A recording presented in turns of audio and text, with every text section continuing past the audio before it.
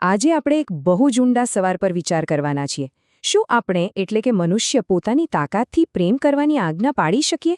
ચાલો આની જરા ઊંડાણમાં જઈએ. તો સવાલ એકદમ સીધો છે અને જ આખી વાતનો પાયો છે.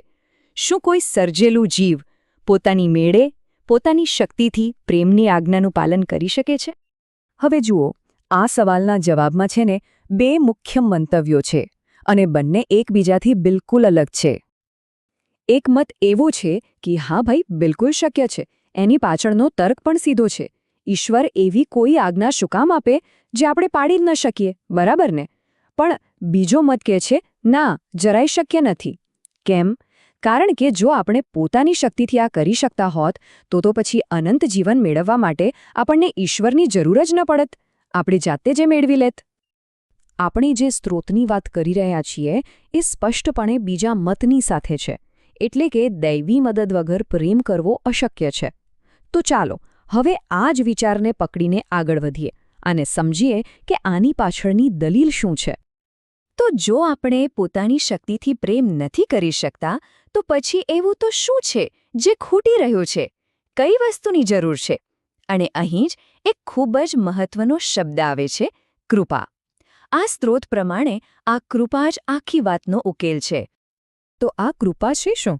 જુઓ, આ કોઈ એવી વસ્તુ નથી જે આપણે મહેનત કરીને કમાઈ શકીએ. ના, એ તો ઈશ્વર તરફથી મળેલી એક ભેટ છે, એક ગિફ્ટ. અને આ ભેટ એવી છે જે આપણને એ કામ કરવા માટે સક્ષમ બનાવે છે જે આપણે જાતે નથી કરી શકતા. એટલે કે પ્રેમ કરવાની આજ્ઞા પૂરી કરવી અને અનંત જીવન મેળવવું. આ વાતને સમજવા માટે એક બહુ સરસ ઉદાહરણ છે. માની લો કે એક બાળકને ભૂખ લાગી છે. હવે જો માતા દૂધ આપે જ નહીં તો એ માતાનો દોષ છે. પણ જો માતા દૂધ આપે અને બાળક પીવાની ના પાડે તો દોષ કોનો? બાળકનો. બસ કૃપાનું પણ એવું જ છે. ઈશ્વર તો હંમેશા કૃપા આપવા તૈયાર છે, પણ એને સ્વીકારવી કે નકારવી એ આપણા હાથમાં છે. એટલે આખી પ્રક્રિયાને સમજીએ તો સ્ટેપ 1, ઈશ્વર બધાને કૃપા આપે છે. એમાં કોઈ ભેદભાવ નથી. સ્ટેપ 2, હવે વ્યક્તિ પાસે બે વિકલ્પ છે. કાં તો એને સ્વીકારી લે અથવા સ્ટેપ 3, એને નકારી દે. અને પરિણામ? જે લોકો કૃપા સ્વીકારે છે ફક્ત એ જ લોકો સાચા અર્થમાં પ્રેમ કરી શકે છે અને ઈશ્વરની આજ્ઞાનું પાલન કરી શકે છે. હવે અહીં એક બહુ મોટો સવાલ ઊભો થાય છે. આ જે કૃપાને ના પાડવાની શક્તિ છે એ શું છે? બસ આ જ આપણને એક નવા અને બહુ જ ઊંડા વિષય તરફ લઈ જાય છે, સ્વતંત્ર ઈચ્છા. અને આ સ્વતંત્ર ઈચ્છાની વાત આપણને સીધી ક્રૂસ સુધી પહોંચાડશે. જુઓ, કૃપાને નકારવાની જે ક્ષમતા છે ને એને જ આપણે સ્વતંત્ર ઈચ્છા કહીએ છીએ. વિચાર કરો, જો આપણી પાસે ના પાડવાનો વિકલ્પ જ ન હોય તો શું આપણી પસંદગીની કોઈ કિંમત રહે? ના.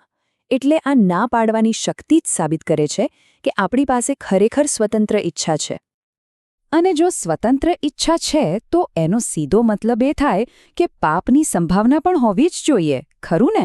કારણ કે જો ફક્ત સારું જ પસંદ કરવાનો વિકલ્પ હોય તો એને પસંદગી ન કહેવાય. સાચી આઝાદી તો ત્યારે જ છે જ્યારે સારું અને ખરાબ બંનેમાંથી એકને પસંદ કરવાનો વિકલ્પ હોય. તો પછી સમસ્યા શું છે? સમસ્યા એ છે કે ઈશ્વરે આપણને સ્વતંત્ર ઈચ્છા તો આપી, પણ આપણે અપૂર્ણ છીએ. તો આનો ઉકેલ શું? આ ધર્મશાસ્ત્રીય દૃષ્ટિકોણ પ્રમાણે આનો જવાબ છે ક્રૂસ. ઈશ્વર ક્રૂસ દ્વારા જ આ સ્વતંત્ર ઈચ્છાને પૂર્ણ કરે છે, એને સંપૂર્ણ બનાવે છે. પણ એ યાદ રાખવું જરૂરી છે કે આ કોઈ સહેલો રસ્તો નથી. સ્ત્રોત કહે છે ક્રૂસ ઈશ્વર માટે પીડાદાયક છે. આમાં પિતાએ પુત્રનો ત્યાગ કરવો પડે છે અને પુત્રએ પિતા દ્વારા ત્યજી દેવાવું પડે છે. મતલબ કે આ ઉકેલ માટે ખુદ ઈશ્વરે પણ અમસ્ચક પીડા સહન કરવી પડી. તો ચાલો આખી વાતને એકસાથે જોડીએ. સાચા પ્રેમ માટે સ્વતંત્ર ઈચ્છા જરૂરી છે, બરાબર? અને સ્વતંત્ર ઈચ્છા હોય તો પાપની સંભાવના પણ રહેવાની જ. તો આ સર્જિત દુનિયામાં એ પાપનો ઉકેલ લાવવા અને સ્વતંત્ર ઈચ્છાને સંપૂર્ણ બનાવવા માટે ક્રૂસ જ એકમાત્ર રસ્તો છે.